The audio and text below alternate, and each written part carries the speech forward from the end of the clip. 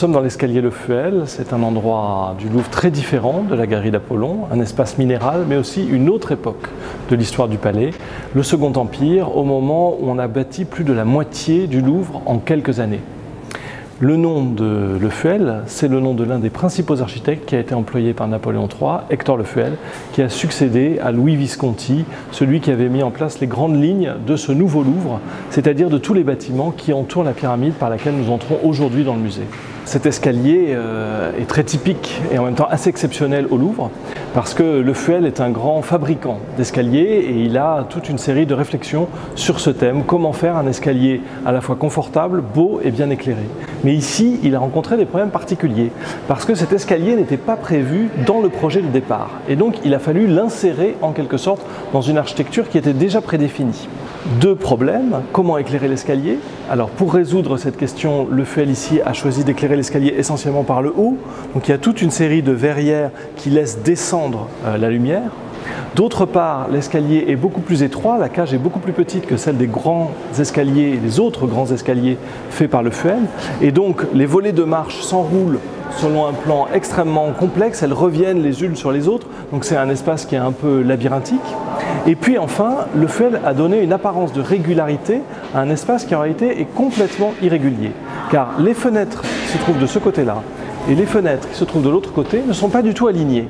Et Le Fuel a décidé de masquer cette différence en faisant en fait une sorte de cloison intérieure et en ménageant donc des ouvertures qui sont ornées de verre dépoli, ce qui fait qu'on ne se rend plus compte du décalage des fenêtres entre un côté et l'autre. Donc c'est un véritable dispositif comme une espèce de décor qui est destiné à nous tromper, à nous faire croire que l'architecture est régulière alors qu'en fait elle ne l'est pas.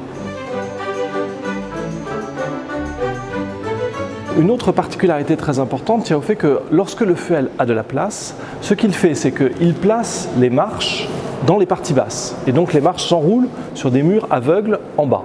Et puis ensuite en haut, il met les fenêtres et éventuellement les verrières pour éclairer l'ensemble de l'escalier. Ici, ça n'était pas possible et donc il y a des volets qui sont les unes au-dessus des autres et pour les porter, il a donc fait des piliers comme ceux que nous voyons derrière. Mais ces piliers sont très particuliers parce que, en général, lorsque Le Fuel fait des escaliers, en partie haute, il met des colonnes. Donc un fût, un chapiteau qui vient arrêter le regard et puis au-dessus de ce chapiteau encore des lignes horizontales qui forment l'entablement. Ici, il a renoncé complètement à tout ça pour faire des lignes qui filent, des lignes extrêmement fluides et pour souligner ces lignes, il a fait ce très très beau décor de rubans dans les angles et à l'intérieur du ruban viennent s'enrouler des perles et des pirouettes. Donc Le Fuel est vraiment aussi quelqu'un qui étudie de très très près l'ornement pour mettre en valeur les grandes lignes de son architecture. Dans cet escalier, il y a beaucoup de sculptures. Une sculpture ornementale, donc les décors qui entourent les lignes principales de l'architecture, mais aussi sous les fenêtres des grandes figures, des enroulements de feuillage et même sous les volets des petits bébés joufflus qui semblent flotter en l'air. Ce décor a été réalisé en partie par une des femmes sculpteurs du chantier du Nouveau Louvre, car il y a eu plusieurs centaines de sculpteurs convoqués sur ce chantier. Ça a vraiment été une source de travail pour les sculpteurs sous le Second Empire très importante, mais il y a eu aussi quelques femmes sculptrices. Et en particulier ici, Noémie Constant, qui est parfois connue sous son pseudonyme littéraire de Claude Vignon, qui était donc une féministe, une femme sculpteur, une femme de lettres et qui aussi accessoirement était la femme de cœur de l'architecte Hector Le Fuel. Dans cet escalier, il y a un dernier aspect très intéressant, c'est l'intervention de l'art contemporain. En effet, les verrières qui avaient été imaginées par Le Fuel pour dissimuler tous ces doublages, tous ces trucages par rapport à la structure extérieure étaient de simples verres dépolis, sans ornementation particulière, avec juste un jeu de petites menuiseries en fer. Et il y a une dizaine d'années, dans le cadre de la promotion de l'art contemporain au Louvre, il a été décidé de commander un nouveau décor pour l'escalier Le Fuel et il a été confié à l'artiste François Morlet. Celui-ci a décidé de travailler sur les verrières en faisant, comme il l'a fait dans de nombreuses œuvres, un jeu très subtil de décalage des trames principales à l'intérieur de la fenêtre. Mais ce jeu est extrêmement intéressant parce que les verrières de Le Fuel, au fond, elles étaient toutes plates. Et d'un seul coup, grâce à Morlet, ces verrières s'animent, on a l'impression qu'il y a des ombres, des choses qui se projettent, et donc on peut imaginer désormais un espace derrière les verrières de cet escalier. Donc au fond, je crois que Morlet a vraiment su comprendre le jeu de cet escalier, et il a su rajouter une nouvelle strate de signification dans le décor de l'EFEL. Comme l'EFEL, il a décidé de jouer très simplement sur des lignes qu'il met en valeur, et comme l'EFEL, il a décidé de faire croire qu'il existe un espace autre derrière ces fenêtres à l'intérieur de l'escalier dans lequel nous nous trouvons. Cet escalier s'appelle aujourd'hui l'escalier l'EFEL, du nom de son architecte, mais évidemment, quand il a été bâti, il portait un autre nom. On l'appelait l'escalier de la bibliothèque, parce que la grande porte, qui est juste derrière nous, ouvrait sur l'une des plus importantes bibliothèques de Paris. La bibliothèque du Louvre, qui avait été constituée de divers fonds, en partie issus de l'Ancien Régime, mais aussi rassemblés à partir de Napoléon Ier, puis sous la Restauration. C'est une bibliothèque qui s'étendait sur tous les domaines, qui comportait de très grandes collections de manuscrits, également de dessins. Il y avait les albums de dessins du Louvre du temps de Louis XIV. Malheureusement, cette bibliothèque a entièrement disparu durant les troubles de la Commune en mai 1871. La Commune, c'est un épisode de guerre civile en France à l'issue de la chute de l'Empire et de l'occupation allemande. La population parisienne veut résister, la bourgeoisie veut plutôt négocier la paix, et donc il y a une scission qui s'instaure. La bourgeoisie se retire à Versailles et les Parisiens s'instaurent en commune indépendante.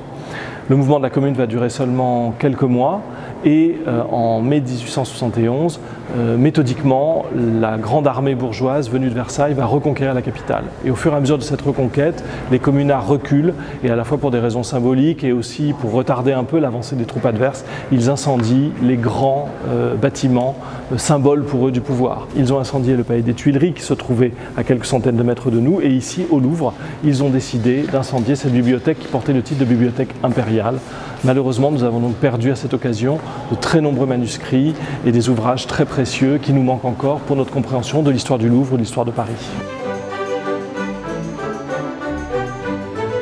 Donc, la Commune a durement frappé le Louvre, ici à la bibliothèque, mais plus encore évidemment au Palais des Tuileries, qui constituait une partie du Louvre et qui a été complètement détruit dans l'incendie de 1871. Ce palais est resté plus d'une dizaine d'années à l'état de ruine au cœur de Paris, parce qu'il y a eu tout un débat pour savoir s'il fallait le reconstruire, si on pouvait le reconstruire, étant donné l'état extrêmement atteint des maçonneries qui ont vraiment subi un incendie de très grande ampleur. C'est un incendie qui avait été méthodiquement préparé. Les communards avaient acheminé des caisses de poudre, ils avaient enduit les parties des grands appartements avec du pétrole, donc l'incendie a été d'une extraordinaire violence, et il y a donc eu une douzaine d'années de débats sur faut-il ou non reconstruire les Tuileries, avec des arguments techniques, des arguments également fonctionnels. Reconstruire, mais pourquoi faire? Qu'est-ce qu'on allait faire de ce palais des Tuileries? Fallait-il reconstruire à l'identique ou bien reconstruire un palais moderne? Car on trouvait que le vieux palais des Tuileries avait quand même beaucoup de défauts. Bref, tous ces éléments, et puis aussi, il faut le dire, de nombreuses arrière-pensées politiques, font que, en 1882, on a pris la décision de détruire les ruines, officiellement d'ailleurs pour reconstruire un autre palais qui n'a jamais vu le jour. Il faut dire que donc peu à peu, on s'est habitué à cette idée que les Tuileries aient disparu. Et en effet, cette disparition des Tuileries a permis au Louvre de se réouvrir sur la ville. Car du temps de Napoléon III, le Louvre était devenu, parfois on dit, une cité administrative, enfin en tout cas un ensemble intégralement refermé sur lui-même, coupé de la ville. Et avec la disparition des Tuileries, d'un seul coup, le Louvre se réouvre, respire, se reconnecte avec les jardins et aussi avec l'ouest parisien, avec les Champs-Élysées. Le projet de reconstruction des Tuileries revient épisodiquement. Du temps du général de Gaulle, on avait projeté un grand palais pour le président à l'emplacement des Tuileries. Et puis, il y a une dizaine d'années également, un groupe s'est mobilisé pour tenter de reconstruire ce palais. Mais les obstacles financiers et aussi techniques restent, à mon avis, décisifs et ne permettront jamais de revoir ce palais.